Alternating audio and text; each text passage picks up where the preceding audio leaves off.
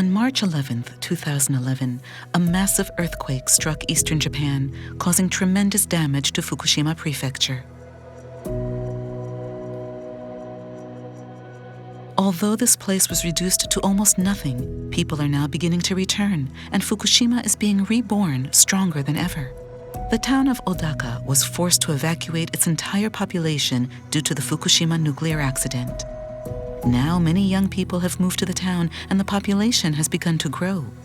The accessory brand eVTOL was created with the goal of providing local women with independent work. I left when the disaster happened, but after spending a while living in a few different places as an evacuee, I ended up coming back to this town.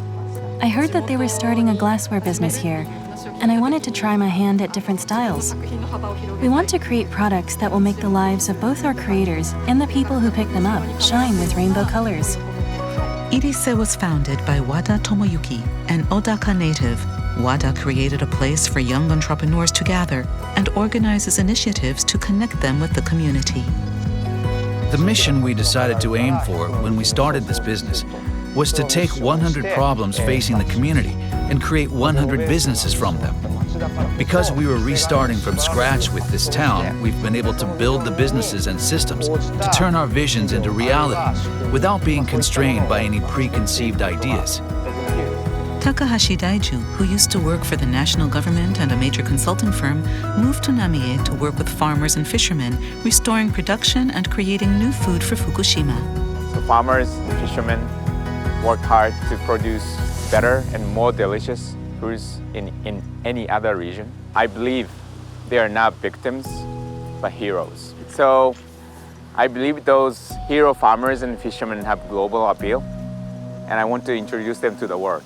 The fish is high quality, so of course we want to ship it in good condition, because I really take pride in this job.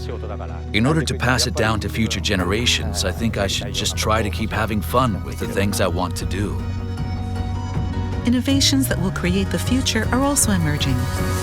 In 2020, the Fukushima Robot Test Field, which conducts demonstration testing of advanced technologies, opened in the city of Minami-Soma. This is a major cornerstone of the reconstruction effort. We are working on the practical application of new robotic technologies that will shape the society of the future, including doing test flights with unmanned aerial vehicles and flying vehicles.